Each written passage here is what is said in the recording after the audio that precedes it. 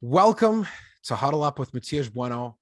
We have one of the class of Winnipeg football lore joining today's episode, a man that has achieved so many amazing things in the realm of Canadian football, a 9-time CFL All-Star, 2-time Most Outstanding Lineman in the CFL, as well as a 3-time Grey Cup champion in 1984, 1988, and 1990. Please welcome to the show, Chris Walby.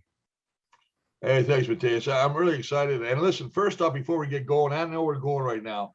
I want to apologize because, over the holidays, you're very persistent. I got to give you credit, brother, because, I kept saying, okay. And then I had another function come up and I had to cancel. I must have canceled on you. I'm going to say probably 4 times for sure. And then you're relentless. And you said, hey, listen, can we do it one more time? I said, yeah, you know what? I'm going to sit down with this kid. This kid is a good kid. He's been bugging me. And I said I was going to do it, and I'm a man of my word. So I'm glad I got an opportunity today to meet and see who you are, and just yap and talk. As one of my former guests, Ed Tate, told me, he said that you're the funniest person he's ever met. Is that true in terms of your sense of humor? Yeah, you know what? I like to have a lot of fun, and Eddie's one of the great guys. I mean, but it's also one of those things where Eddie lets you be who you are, right? I mean, I've done a number of things with the Bombers, and I've done a lot of things with Eddie before he was even with the Winnipeg club. When I believe he was writing for the Sun.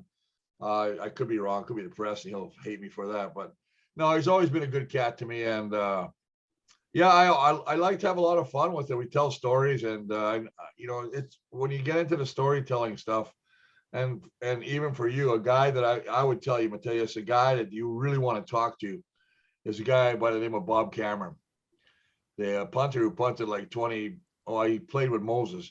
This guy, yeah, he played a long time. And listen, he is a Rolodex of information. We will get together and have a couple Coleys, and that guy has a memory like I've never seen. And he'll start talking about something, and bam, instantly that your catalog in your head opens up, and you're like, I remember that. Well, we've taken so many hits, and he's a kicker, right? So he never takes any hits. So that's why he's so sharp mentally. The rest of us, we're almost half brain dead right now. So, but I would recommend if you get a chance to get him on the air to talk with you. Great guy, great conversationalist, great storyteller.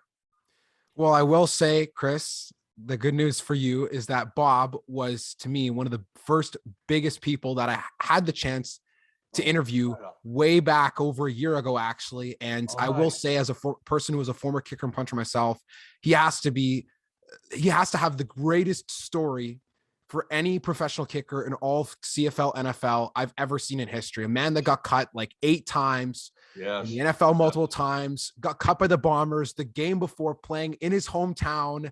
And his story inspired me when I was in the Rifles, when I was playing football, and even after the fact, when he said these words that have stayed in my head ever since he said them. If you give up, you'll never make it. You always got to keep trying and keep going, because you never know when you're finally going to make that big play, when you're going to finally get that crack at doing what you've always wanted to do. And his resume speaks for itself. The most consecutive games played in CFL history amongst any person, 23 seasons between 1980 and 2002. One of the oldest players in CFL history, I think the oldest, and one of the longest, like everything. Like his accolades are just like yours in the world of kicking, like just a laundry list of all these things he's done. And you're 100% right. He's an amazing conversationalist. And I'll say one thing about Bob, and I bug Bob because I say, Bob, you played 23 years? Yeah. I averaged it out. He plays like at the max 10 plays a game. So if I break it down, a normal guy plays 60. I said, Bob, you played 8 years. Don't worry about it. And he gets all mad. No, I played 23, man. I said, but I will say this.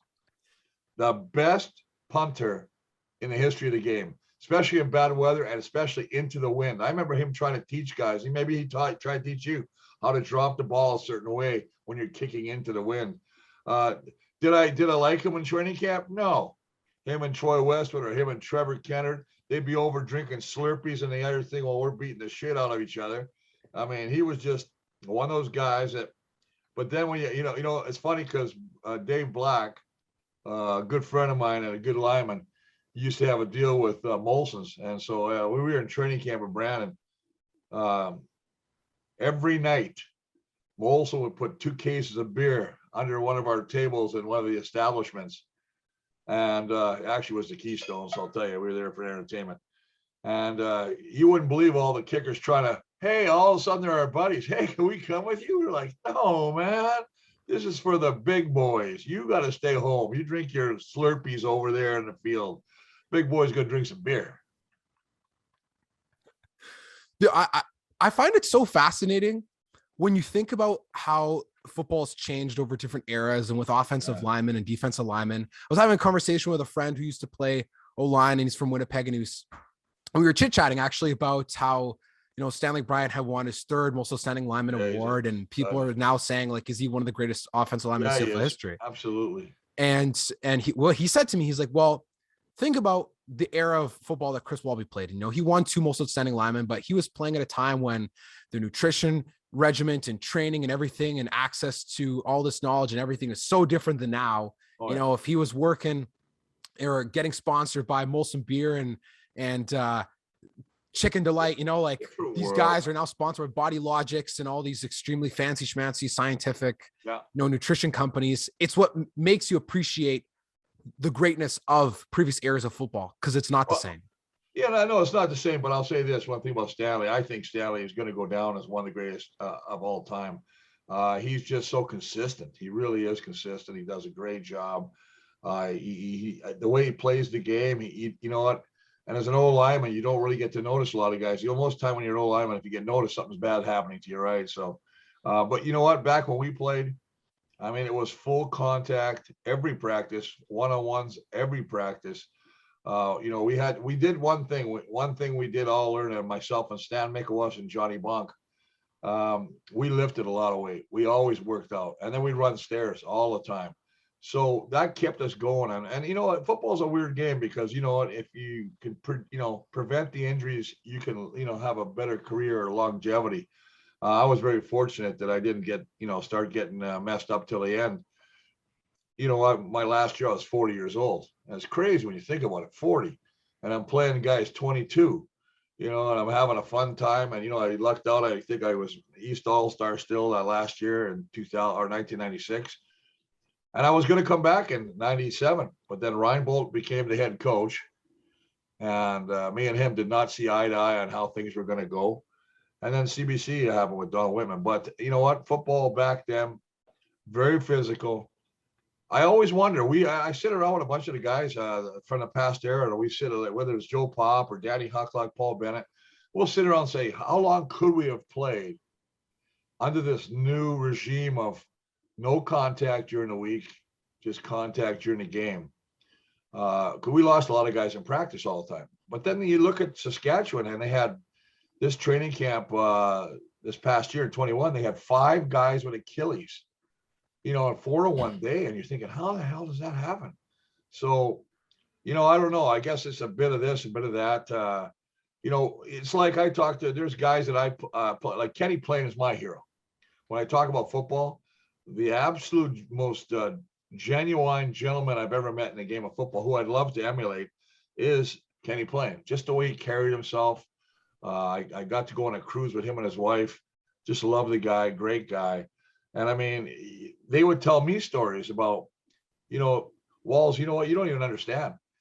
Yeah, we still had to work 2 jobs. Like, the money is totally different now than when it was even, but for them, it was even worse. I mean, they worked at the meat packing plant. That's where most of them worked, right? So, I mean, they had to make, Nick Miller will tell you stories, and he's 80, whatever now, 87 or whatever, and he played, and, they won rings, and and they didn't even get the ring. The 1 year they won, they finally got awarded a ring. They didn't get one, and there was just no money. And it just, you know what, every generation changes. The game changes. My biggest fear is that the game, there's some things I hope do change. I don't like this 1-year contract crap. Too many players moving around. No fan identity with the players. I think they got to start going to 2-year, 3-year contracts. The 1-year contract's not working for me. I mean, it's just, Bombers have created a beautiful thing here. I mean, Coach O'Shea and Wade Miller and Kyle Walters done a great job. No doubt about it. I mean, you saw who they signed today: Willie Jefferson, Jackson Jeffcoat, Hardrick came back. But having said that, there's only so much pie. Now they still got to sign Kalaris, they still got to sign Big Hill, they still got to sign Alexander, and that's just 3 of those big names. So you wonder what's going to happen still.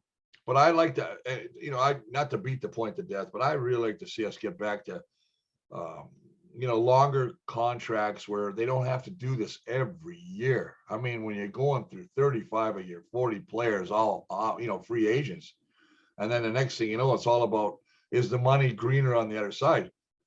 Well, yeah, you may get 15 more grand, but if it's a shitty atmosphere, if it's a crappy practice facility, I mean, Toronto's got all kind of issues. They were taking buses to high schools to practice. I don't know as a professional athlete if you want to go through that. So anyway, that's my rant. I always rant about a lot of things.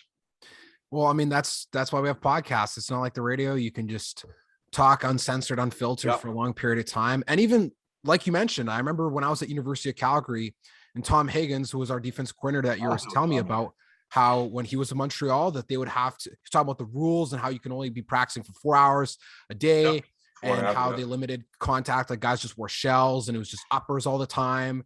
And they're doing the same thing in university now. Like there's no Oklahoma drill and none of that stuff. Like they're trying to keep guys upright. And when it came to practice, it's like, well, we had to take a bus all the way to practice to the facility and then all the way back, and it would limit our time and blah, blah, blah. And it's like, sure, in the CFL, you're not creating generational wealth. Like everyone knows that. Even if you're a starting quarterback or whatever, like unless you were Doug Flutie or Rocket Ishmael, guys who go to the NFL eventually and make $1 million careers out of there, like you'd be better off taking a pay cut and winning championships and building a successful culture than trying to nickel and dime Cal Murphy. That was Cal's big line. Really? Cal would sit in a desk, put his feet up. He'd write a number on a piece of paper and slide it across the table. And you'd go, no, you'd write something else. You'd push it back. And he'd always say, hey, listen, we may have a difference here, but I guarantee you're going to make playoff money. I mean, the fact that we went to 5 Grey Cups, right? So you're getting them, getting that extra money, right? But having said that, I mean, we played with Dunnigan. Dunnigan was the first $1 million player. I mean, before Flutie. And we all took pay cuts. Because, Cal wanted to sign Matt and we need to take a cut to afford him.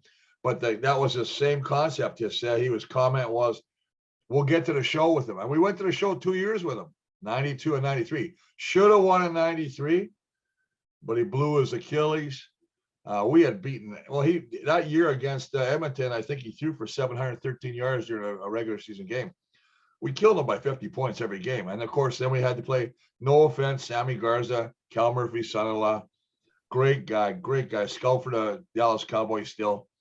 But you know what? We ended up losing that game to Damon Allen and those guys. That game hurts me the most because we had the most talent. We had such a good team. Man, we should have been winning 4 Grey Cups, but, ifs and buts, eh? I guess I look at guys that never even get an opportunity, and you think it's crazy when a 9-team league and some guys don't even get a chance to play in a Grey Cup, right? I mean, Lloyd Fairbanks, I think he played 17 years or 16 years, never played in a Grey Cup game. Think of it. That's crazy. So, you gotta be, I guess, happy with the opportunity you get. You can't, you just got to do what happens. Whatever comes your way, make the most of it. Like you said, whether you're doing what you're doing, going to broadcasting and journalism, or me, just trying to wake up on the right side of the ground every day. We're just having a good time, man. When you mention names like that, it makes me think of actually one of the first linemen I had the chance to speak to on my podcast was Brett Mcneil, and he was talking about how the 713 was an ode to what they would have done to Edmonton had you guys had Matt Dunnigan in 94 and Alfred Jackson. I think he had like 4 touchdowns and 300 receiving yards or something, like numbers that the NFL had never even seen. It was something stupid like that. And you guys put up 50 or 60, something like that. And like those teams in the 90s were so great. And then it's interesting when I look at when your career ended in the CFLs, like 96, that playoff game is just like, for Bombers fans that are like my age or younger or don't know, the way that most people's career ends in football is not riding off into the sunset with a Grey Cup hoisted in the air like a Peyton Manning. It's not on your own terms, or something happens and guys just have to learn to live with it and adjust in that 96 playoff game against Edmonton, the worst loss in Bomber history and CFL playoff history. And then that's it. It's all over. And guys are like, look at a Milt Siegel, gets a chance to go to the Grey Cup twice, should have won twice, doesn't. And then that's it.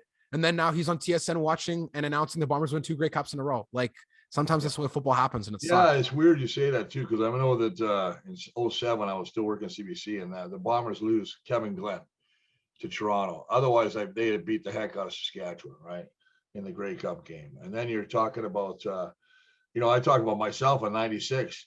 I never played in that playoff game because I blew my ACL in a worthless game against Montreal, the last game of the season, where I shouldn't have even played.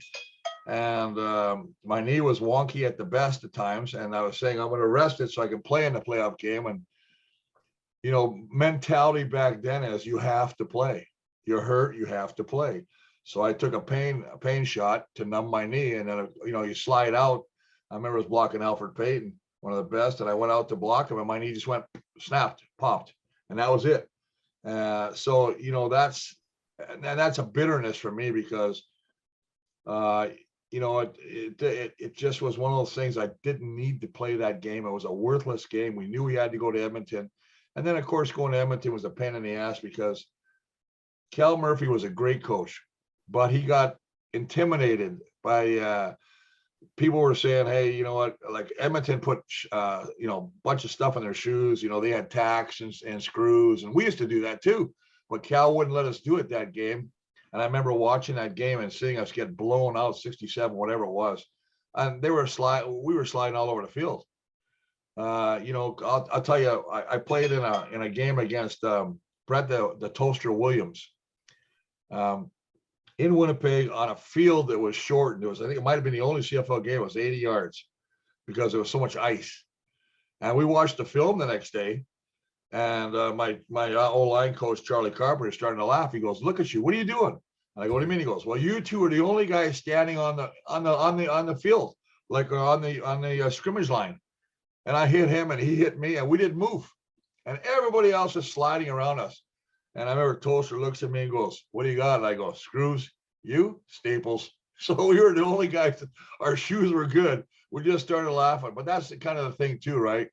Man, we had as much as you hated the guys, and we used to cut the hell out of people back then. You could hold a guy up and chop the shit out of him. I mean, I don't know how Stan Mikowas played 15 years at that position, but man, you can't do that anymore. I mean, it's a different game again, but hey, we're all here. And you know what, I guess the only thing that makes me sad sometimes when I think about the old days is some of the great guys we've lost, like Nick Benjamin, who was my buddy, Steve Rolla Huskers, another one, O-lineman, and Val Belcher, who I think was probably the greatest technician that I've ever seen play football as an O-lineman. He was with Ottawa, and then he came to us, and he brought the Lone Star Cafe to Toronto.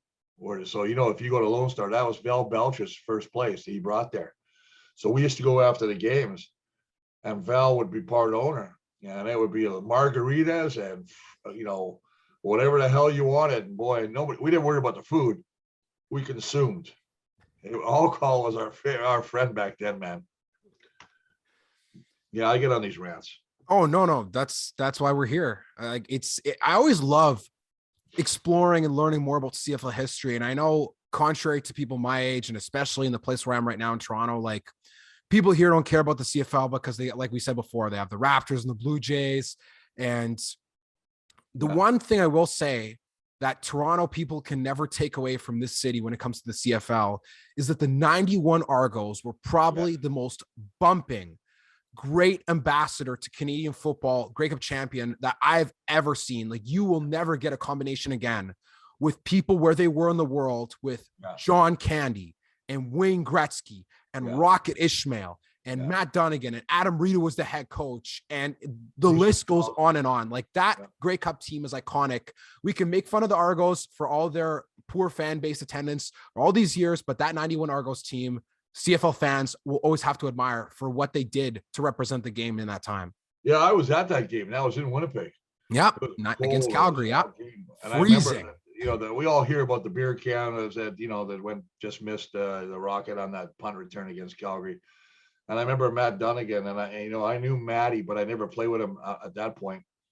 Actually, he came the next year to us, 92. That was, he became a teammate. But in 91, here's a guy that played with basically a cracked collarbone, and he threw it. He still, won that football game. But yeah, they had so much talent. And you're right. The notoriety that those guys brought, like a John Candy and a Wayne Gretzky, I mean, that's something that's, we've gone through eras where we had owners in Ottawa. We never even knew who these guys were, and we had the Gleibermans. The son was there, Lonnie, and all he was doing was sleeping with all the cheerleaders. Well, I shouldn't say sleeping. Let me clarify that.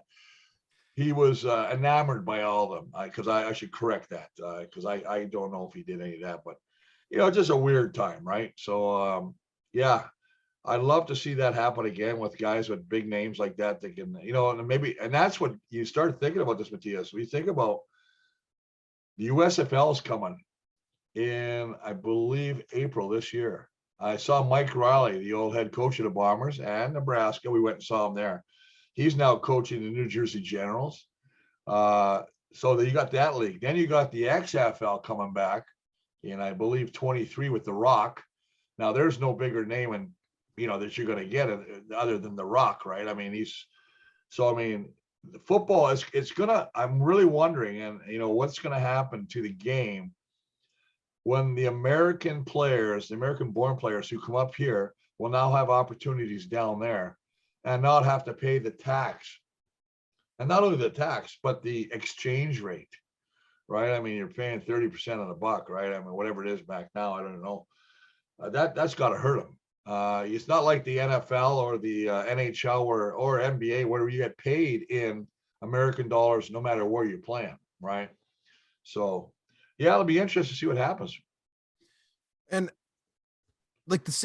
I know people talk about how the CFL and it's dying and all these things, but the league has gone through ups and downs and some big downs, and especially even during the time that you were playing with the American expansion and with teams going bankrupt and Montreal changing cities and folding and coming back how many times, like a soap opera. But 2021, the Grey Cup was there through hell or high water, rain or shine, late or early, it was there. So the CFL is not dead, and especially not yet, but there are things that do need to change in the game, of course, because as the eras go on and evolve, so does the league. It needs to evolve, and it needs to find ways to appeal to more people. Because like you said, the USFL and the XFL coming in, you look at someone like The Rock. Yeah, maybe the XFL was garbage football in 2001, and it was very gimmicky for its time.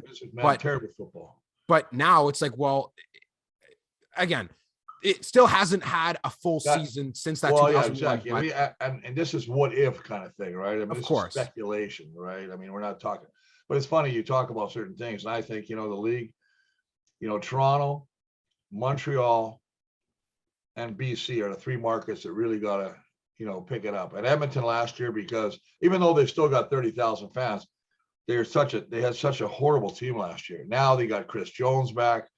I believe they're going to turn that franchise around. He one thing that guy can do is he knows how to coach. He brings people in.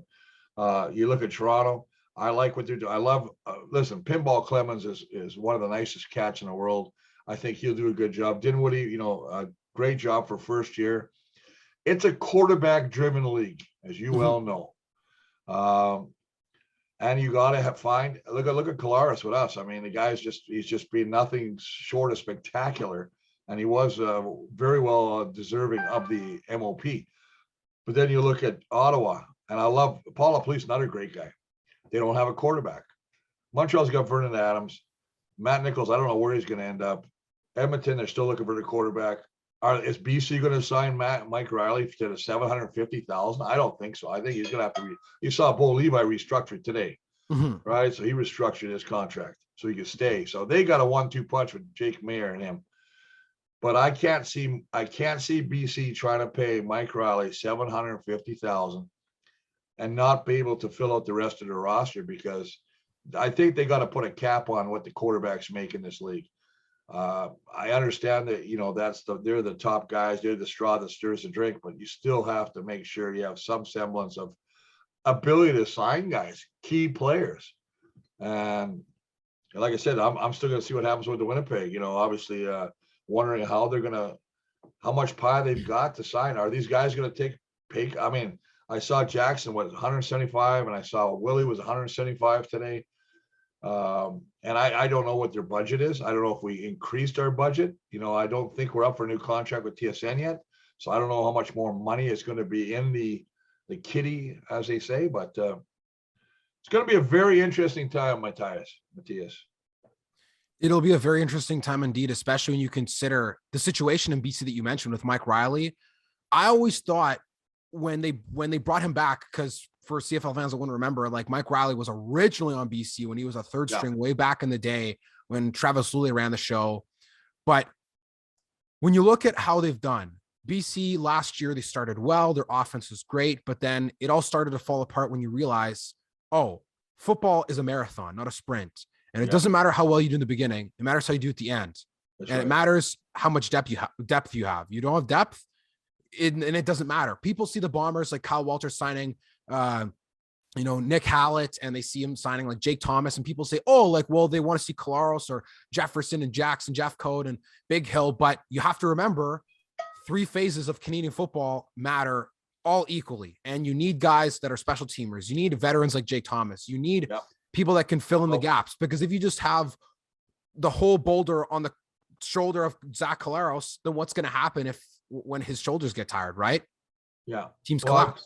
Yeah, you're right. And I agree with it. Every part is integral in winning. I mean, but that goes back again to the fact that they've created a culture. Listen, I think the fact they brought Nick Hallett back, it'll be interesting to sign his brother, Noah, if he's free agent. Nick was number 2 in his team, I believe, in special teams tackle behind the league leader, Mike Miller. But having said that, I mean, they've created something that I've never seen. And, and that is, they've got a professional chef who, they cook their meals. So these guys come to practice in the morning. They can have breakfast. They can have lunch. They go on their own for dinner. Now you got house stipends. You got all these other things going on in their contracts right now. They got the moving or housing allowances and stuff like this. They're doing whatever they can to make that player comfortable. And they're trying to get more and more players to stay in the community. Now you look back in the old days, you got James Murphy, the Joe Pops from Edmonton, all these guys, Danny Hucks, Paul Bennett, these guys, all these guys from Willard Reeves, Abby Khan, all these guys are staying here. But the reason a lot of these guys stay here is because, one, they either marry somebody from here, but most of the time it's because they've signed a long-term contract. They're here for a number of years, get used to the people, get used to the community. The community, starts to basically, envelope them and say, hey, give them jobs. Because we never used to have jobs back in the old days, but we still had contracts, right? And, when you're talking about a guy making, 70, 80,000 and, you got a family, you got to work in the off season, right? So that was something that had to happen. So, yeah, I just think that I'm going to be curious. Like I said, I'm really curious to see how this is going to turn out. Can the Bombers repeat? I don't know. I think it's tough to win 2 in a row. Can they bring everybody back? And then, the thing about Winnipeg last year, incredibly no big injuries. I mean, that starting offensive line is as good as any offensive line I've seen or been a part of. And they didn't miss a beat. Now they might lose that Drew Desjardins is starting to get. That's another thing that's happening is the NFL is really taking notice of some of these guys now. Yeah. And it doesn't cost them anything to bring a guy into camp. No. They bring him in. I went in 1989. I tried on Dallas and Arizona and San Fran and San Diego, whatever. I mean, they just fly you out. They give you a little stipend. They put you up in a hotel, and then if they want you, they'll they pay you. But it's all about how much money they're going to give you up front. I think there's going to be a couple of guys, and I can see Drew Desjardins getting an opportunity. Offensive lineman, short, stocky, 6'3", whatever, 300 pounds, or 6'1", 300 pounds, whatever, as a guard. Well, it'd be interesting to see what happens.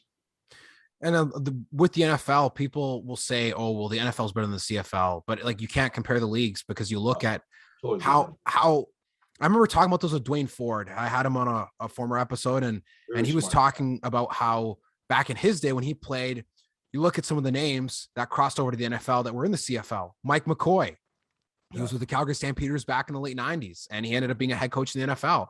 Jeff Garcia, right? You look at some of these names and how John Hufnagel, perhaps one of the smartest minds in Canadian football, and how he changed the game with the way that his offense played, and how eventually that was implemented in the NFL, and how people started to play spread and they started to allow short quarterbacks. Doug Flutie was ahead of his time in the CFL. And now you see Kyler Murray and Russell Wilson and these guys that can run around and be athletes and make plays and aren't just 6'5" pocket passers. And so there are guys like Winston Rose and Marcus Sales who got opportunities in the NFL, but then they also sometimes come back to the CFL, and that's okay too, because they don't mind getting more championship rings to add to their hands when the time is right. You know what? The dream is for a lot of these players is it is a money-driven league, right? I mean, obviously NFL is the number one. I mean, they're the number one league. I mean, listen, just because, you know, your starting salary, I think Chris Strebler last year was what, 470 something thousand. That's a rookie pay, 470 American. And I think he was slated to make almost 700 this year. You can't beat that money. So a lot of guys with families, and if you don't have a family, are saying, you know what, I just want to play a couple years down there. If I can get my, it's just getting your foot in the door. You got to get your foot in the door. If you get your foot in the door, you can make a career out of it. But that's the hardest thing right now. Like if you watch these kickers that go down there, if they miss 2 field goals, there's no second opportunity. You look at the guys that we got, that Ali Mortada guy, he had a horrible, horrible time. We still signed him. We re-signed him. That would never happen down there. Yeah, you'd be washed out. Is that a good thing? I don't know. I guess we got nothing to lose. I mean, I'm sure they're not giving him a whole lot of money. You know, it's on, you know, it's a contract. He's probably not making anything until he comes back and he has to make the team. I can sign you to a contract right now and say, hey, I'll give you 100. I can give you $1 million. I don't have that contract's not binding. The only ones that got binding contracts are the coaches now. So that's the difference. So anyway. You worked with CBC between, I think it was 97 and 07, right? Those are the years you worked. Yeah, 10 years, yeah. What did you like about the broadcast booth that was different from when you were playing football? Because you're an offensive lineman, so you're always banging your head against the D lineman and being very physical. But when you get to the broadcast booth, what were there some things that you noticed were a nice change of pace? Well, I don't know if it was a change of pace. I think what it was I loved it because I was really disappointed in a stereotypical that an old lineman couldn't do the job because they weren't as intelligent as a quarterback, right? And just the fact that, you know, I worked my first game with the legendary, I just mentioned him earlier. God, I did my tryout with him too. He passed away. What the heck's his name? Oh, he did all the Olympics. Give me a hand here, buddy. What the heck? How come I got this meant? See there? That's why I know I got too many hits in the head. Oh, what is he? You said he had passed away? Yeah, he passed away. He used to work with Scott Oak and oh my God. Anyway, what the heck was his name? How am I missing this? You gotta be dumber. He worked with you, you said, right? Yeah, he was the broadcaster. Was it Sean Willington? No, the older guy. Greg Freres. No, like older guy, like a guy that did the Olympics. He was like 60 when I was coming in. He did the curling. He did racing. He called Ben Johnson's race. No, you're not talking about Brian Williams, are you? No, not Brian Williams, but same genre, same era. Don Whitman. There you go. There we go. I was working with Don Whitman. I apologize, but that's good. Don, rest in peace, brother. Anyway, I was working with Don. And so we were at my first ever game. And I'm nervous because we're doing a game as Calgary against, I believe it was Edmonton or whatever. It doesn't really matter. But it's in Calgary. And I'm sitting in the booth and we got to do rehearsals. And so this is the first game. And so Don Whitman says to me, okay, Chris, I want you to talk about the receivers and you can throw in some running back stuff. I'm going to do the quarterbacks and we'll go from there. That first hit. All right, 3, 2, 1, live. He throws me and goes, okay, Chris, tell me about the quarterbacks. Meanwhile, I just studied all about the running backs. So I was like, bam, bam, bam, bam. And I looked at him after he said, okay, that's a wrap. He says, you must be prepared for the unexpected. The biggest lesson I ever got. Don't expect. And then you got guys in your ears all the time. We're Mhm. bringing up replay right now. Replay number 7, yellow, yellow, bring me yellow. And you got to keep talking as you're talking. But you hear that and you have to cut that out of your head, right? I mean, that was probably the most interesting thing. Was it fun? Absolutely. It went fast as heck, man. I mean, the games went quick. It was a different look for me. I tried to show a lot more offensive line, defensive line in the pit. And that's still one of my points of contention with TSN right now. They never show. They show the pretty boys. There's a quarterback. There's a beautiful throw. What a great catch. Oh, he kept his feet in bounds. Let's watch that 10 times. Show me the guys busting ass in the pit. Show me that. That's what I want to see. And I understand I might be a little jaded in my view, but having said that, that's where the game, you talk to any coach, anywhere, any league, it's won in the pit. So I just get a little angry about that, but whatever. That's 100% correct. One day. It's 100% correct. I know that I used to play this old video game called NFL 2K on my Sega Dreamcast. And one of the generic lines said by the color commentator in the game is offensive linemen are like the rowers on a Viking ship. They don't get much credit for what they do, but if they don't do their job, the ship ain't going nowhere. That's pretty good. I like that. Plus, I like the analogy of the Viking ship because I'm a Viking. So that's pretty good. And you look at it, like you talk to coaches, like yeah, the game is won and lost in the trenches. Like you could have maybe, sure, in the CFL, you need a good quarterback, but you don't need a Hall of Fame running back. You need a Hall of Fame O-line before you need a Hall of Fame running back, right? Like you don't have a quarterback, you're going to be 2 and out all the time. And then your defense is going to eventually wear out no matter how good they are. That's another reason I think that a quarterback, I understand why they're highest paid. I just think they're like not to reiterate, but I'll say this. I just think there has to be some sort of a common sense cap on these guys. Pay them, but don't deteriorate your team. And I'm kind of curious if Zach is going to reconstruct his contract to allow the Bombers to sign a lot more bets. And you see that happen in the NFL a lot. Guys will restructure the contract. What they do is they just defer the money. Mm-hmm. I'll defer it till 2 more years down the road. And that just sits in a bundle and we'll deal with that later. And then I'm making only if you're making $500,000 a year, I don't know. Shit, so that's somebody's career, so I don't know. But anyway, Matthias, I only got a couple more minutes, brother. I have to get back. I have an appointment. What I want to say, it's been a pleasure talking to you, buddy. Yeah, no worries. It's been a great pleasure talking to you too. And I do also have another Zoom meeting here rolling up in a few minutes. So I did want to make sure to be conscious of the time and we can make sure this is all edited and all good. So yeah, we can get to the final segment now before we go. So yeah. Because the reason is this is the wife's behind me. That she works from home now because of COVID crap. Mm-hmm. So she's like tick, tick, tick, tick, tick. I can hear in that room. So I got to get out of the office so she go back to work. No worries. Here we go then. We will get to the final segment. Okay. So Chris, we're getting towards the end of our time on today's episode. So I want to ask you a few wrap-up questions, have a little bit more fun before we part for today. Yeah. Who's the funniest teammate that you had during your time with the Winnipeg Blue Bombers? Bob Molly. Bob is a great guy. And one reason I say that is Bob is a touchy-feely guy. And Bob is one of those guys that I'll tell you a quick little story here. We were practicing in Winnipeg at Tech Falk High School. And we had to take a bus we were staying at the Viscount. We go to get a bus. And I got on the bus early and I told all the young rookies, I said, hey, listen, we got one guy. He's a little bi. I can say that, but anyway, I said he likes guys, he likes girls. But don't worry. I said, you'll know if something happens because he usually picks out one rookie a year and he'll put his hand on your lap. And if he touches you like that, then you know you're the guy. Well, Bob walks in, unassuming, has no clue that I've set this up. Walks in, sits beside his young rookie, puts his hand on his leg and says, how you doing, young fella? Well, this guy got up and ran to the front of the bus. He was not going to be picked.